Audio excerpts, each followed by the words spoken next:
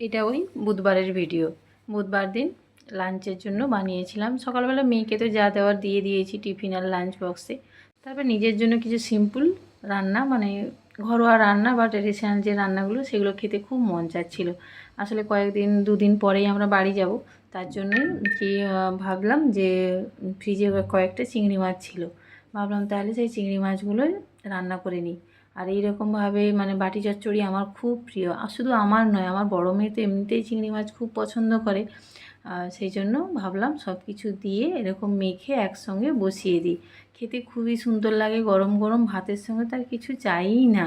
আমার তো খুবই প্রিয়, খুবই ভালো লাগে। আর আমার মেয়ে দুটোও খুব ভালোবাসে খেতে, মানে এত ভালো লাগে ওদের। শুধু গরম গরম ভাত আর এই তরকারি দিয়ে দিলেই ওদের আর কোনো কিছুই চাই না।